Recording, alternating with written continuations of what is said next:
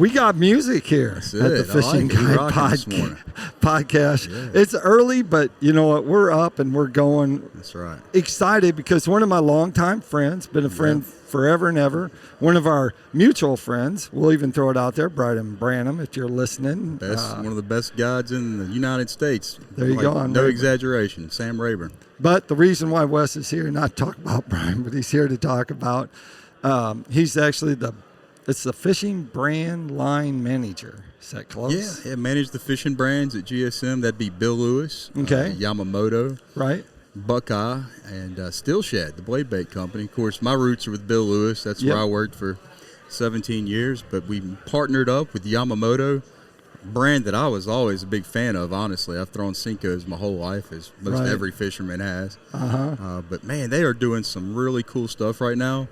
And the thing that's exciting about working with these folks is they are all about product development. Right. And so let's go back a little bit in the history. We're looking back in your yearbook, the yearbook of fishing. Right. Yeah. You actually started with Bill Lewi. How did that start? How did that actually start? Yeah, well, as you know, Bill was my grandfather, so grew up around the business. And what I went to college for was marketing, and so that's where I entered in. And, pretty quickly there, I found myself getting into a lot more than marketing.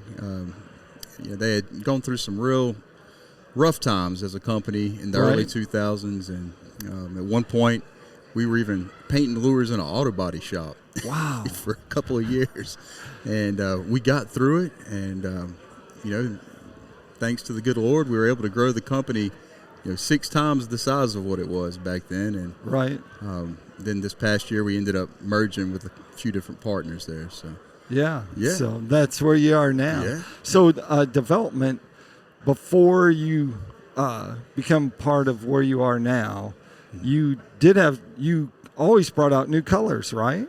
Isn't it right? You brought out some. What are some of the most with the rattle popular? trap? Color is a big thing. What was most color like before, just like last year, but what was some of those that you put out there, like Rayburn Red, or a color that you put out that just like everyone had to have? Yeah, well, the number one selling color by far is chrome and blue, and so just the chrome patterns in general just do good nationally. It's not like a regional color by any means. It's just a very kind of work anywhere type of color. Right. The reds are real big down south on the large grassy reservoirs like Gunnersville and Seminole and Rayburn, lakes like that. But every year we look at our numbers simply and what's selling and what's not, and we have a threshold we set, and if it falls below that threshold, we cut it. And then at the same time, we're always in discussion with our pro staff and with our tackle shops. Right. What's trending? What do you want? What do you need? What ideas do you have? And we always try each year. And sure enough, we'll come up with about 6 or 8 new colors, and typically about 2 of them will survive forever, and about 4 of them will end up getting cut. Right. But you got to throw stuff at the board and see what sticks. And that takes us over to this. Let's start at the very right, because I think that's phenomenal. Yeah. Perfect idea for a lure. Yeah. Probably everyone out there that throws a jerk bait and has an active target or a Garmin, has some sort of live sonar. They're like, man, if I could only see my lure better. Yeah. Why not build it, right? Wes says. Yeah, so that's the scope stick, obviously made for scoping. Using that forward-facing sonar technology, jerk baits have become a big part of that pattern. Right. This one here, we went ahead and designed it to make it work a little bit better in that application. Right. We put a flattened side on this jerk bait, so with that flatter side, you have more surface area for that sonar to bounce off the bait when it's shooting at it. Right. Another thing we did, if you can see it in the package here, but the lip design is very unique, and it allows this bait to do sharp angle turns so that the whole side of the bait is facing towards the sonar, so it's getting a better read on it that way too. And it's going to stay within about a 2-foot radius, but it's not only going to go sideways, it's going to dart up, down, all over within that 2-foot radius. So very erratic. So far we've had amazing results. We've caught a lot of fish on it. My associate brand manager, Jack Dice, who fishes a lot more than I do. He's fishing the opens right now. Uh-huh. First day out with this, he caught 42 pounds. Best 5 fish. Wow. And, it was just the best day he's ever had. So, anyway, it's all on video, too, by the way. He had his GoPro going the whole time. You're going to have to check that out. Yep. So you have this. Let's talk about sizes. You also have different models and sizes.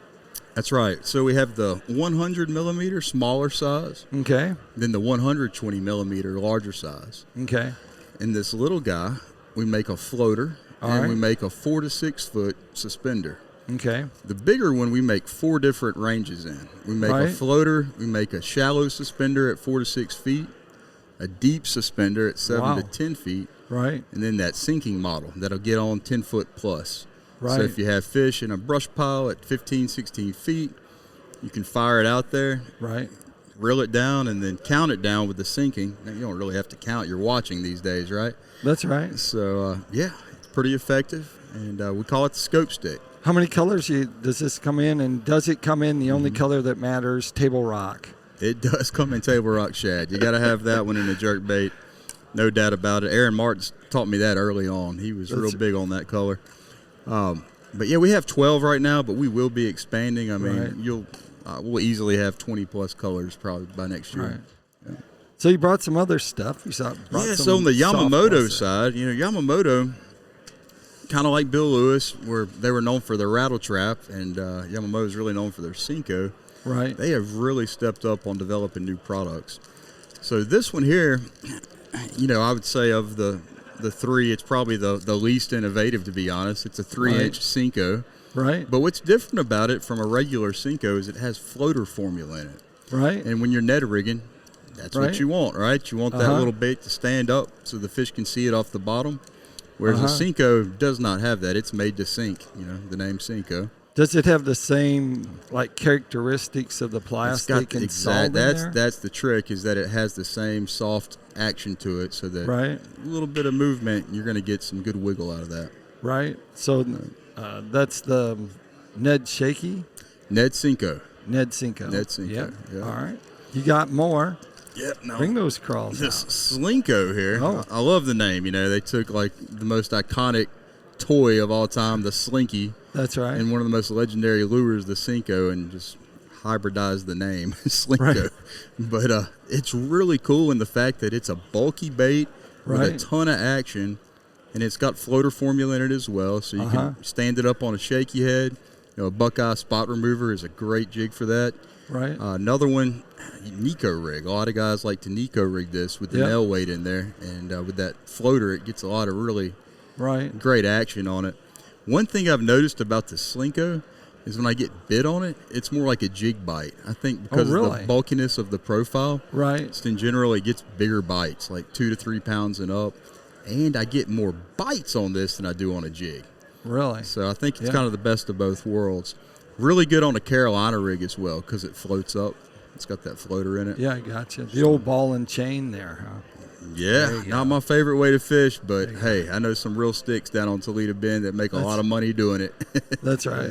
So tell us just a little bit more about the rigging. So you talked about well, I'm a Louisiana boy, so I just peg a Texas rig and go to flipping cypress trees. Okay. But guys like Brent Ayler, who are on staff, love a Nico rig. Right. And so he'll Nico rig it. You'll see other guys that love a shaky head.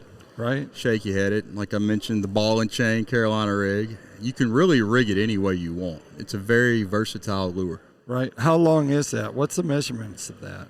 I think we're at inches? We're at a little is there only over one 5 size? inch. See, it's 5.5 inches. So you only have one size. A little bit bigger than a 5-inch Cinco. Right. You only have one size in that. Currently one size. Okay. Yeah. All right. Yeah. And then the other new thing. This one. Honestly, there's a lot more new stuff than just this, but I didn't want to sit here all day. That's right. You might eventually talk somebody's ears off, but this Yamamoto I had to show you. Right. Because it's just a great bait. Now, there's a lot of crawfish-style baits on the market, of course. The difference with this Yamamoto is, one, the quality of the plastic. All right. Now, it's not as soft as a Cinco because for flipping and pitching, we wanted a little bit more durable bait. Right. But as far as the action goes, it's got that great Yamamoto action to it. You know how the Cinco does the shimmy on the fall? Different than the Cinco, though, has floater formula. So if you put this crawfish bait on your football jig, and you're dragging that football jig on the bottom, and you stop it, these claws are going to flare up like a real crawfish. So it's a very natural bait. I've used it already a good bit. It gets bit. So Is that come in one size? Or right now we have it in this 4-inch. Okay. There will be other sizes coming. Okay. Yeah. Well, let's go back to the scope stick, because that's the number one deal, I think, that people are just, I can't imagine that you're just not being overwhelmed by that.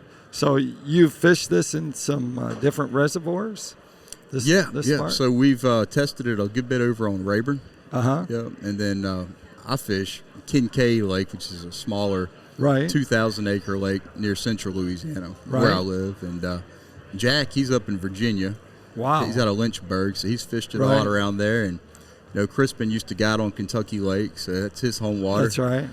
I hate to put it out there, but Kentucky Lake is coming back, by the way. Yes, it is. He kind of wants to keep that a secret, but he said the last three times out, he said 16 pounds easy. Yeah, I think he just walked by a little bit ago. So he's just mad because Tennessee lost yesterday. That's right. So that's right. You have to get over that. So as this comes, like more and more, people will be able to find these in stores, right? Yeah. Big retailers have them, and a lot of your independent dealers, all the distributors are carrying them, so you should not have trouble finding them. And if you do, just do what everybody else does and get on Google and type it in. You'll find it. So you've been, your heritage and coming through. You also have tournaments. We haven't touched on. You have some certain tournaments that take across mostly the southeast of the United States, right? Yeah, we just finished those. We do the Rayburn one in January usually. Trying to capitalize on that big pre-spawn bite where it's the time of year. It started as a rattle trap only tournament. And that was a time of year where guys could catch a 30-pound bag on a red rattle trap. So from there, we always go to Gunnersville. We usually try to get to Gunnersville the first week of February. Sometimes we have to go later, but it's usually always in February. All right. But now it's just not rattle trap, right? Yeah, so since we partnered up with Yamamoto and Buckeye, it's made it a lot more fun. Now guys can use Cincos. But you have to use that during the tournament. That's what you have to catch your fish on. That's what makes it unique. Yeah. So it's just those brands. So now we call the tournament Battle of the Brands. Kind of like, there you go. When I was growing up in the 90s, you had grunge rock, and there was a lot of Battle of the Bands, right? Right. So instead of Battle of the Bands, it's Battle of the Brands. So there you go. That's what we're doing. So tell me, what do you think your most fond memories of fishing one of the rattle traps or one of the Bill Lewis brands that one moment that sticks out and say, hey, I caught this on a fish that, I'm here and it's here and this is part of my heritage. Yeah. As far as just a memorable fishing trip, I'd have to say it was the last one that I had with Bill Lewis. He unfortunately, as he got into his 80s, he developed some cancer and stuff, and he couldn't really get out on his own. And I was fortunate to be able to take him from central Louisiana, where we lived, all the way down to see one of his lifelong fishing buddies on the Suwannee River in Florida. Wow. Beautiful place. Eventually it goes into the Gulf, and you can fish for reds around the mouth of it. They'll come up in the river. You can go upriver, fish for bass and all these little creeks. There's manatee, all that kind of. It's really an interesting place. But, that's a trip, with Pops that I just won't ever forget. And, another one would have been with his son, my stepdad, on the Red River. I remember it was the SEC championship day. And we decided instead of watching the game, we were going fishing. Wow. And it paid off. It was one of these 82 degrees days that just popped up in the middle of December with a strong south wind, and it stacked a bunch of shad up against a steep bank in the Red River, like in it was like an old bar pit that connected to the river. It had a real steep bank in it.